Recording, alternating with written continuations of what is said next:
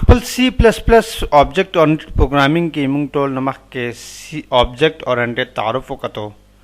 دا آبجیکټ اورینټډ زاویه نظریه صدا بیا غن رستو چې کوم دنو مونږه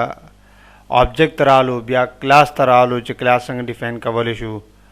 هغه نرستو چې کوم دنو بیا مونږه داغه انهریټنس وکړل چې انهریټنس څه دی او هغه نرستو چې کوم دنو مونږ انکپسولیشن وکړل انکپسولیشن داغه مونږ وکړل بیا اخره کې اوپ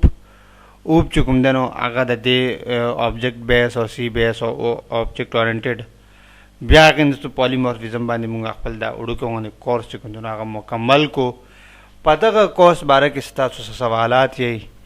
دا د بیسیک کانسپټ مونږ سره چې مونږ دا څنګه استعمالو دا د شیشې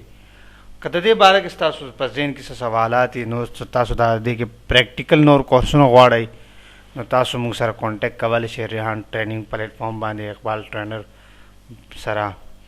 او سره د دې نو سوالات نو تاسو کورسونه پکاري تاسو مونږ ته کوېسچن انسر کې مونږ سره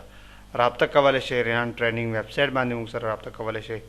د دې سره سره چې کوم دی نو تاسو زموږ فیسبوک آی ډي زموږ فیسبوک پیج او چې کوم دی نو زموږ سره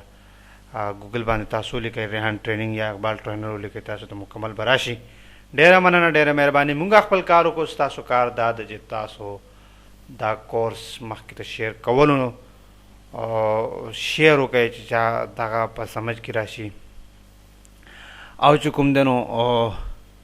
ستاسو چا فایده به وشي نو او ریټینګ چې کوم د ورکولو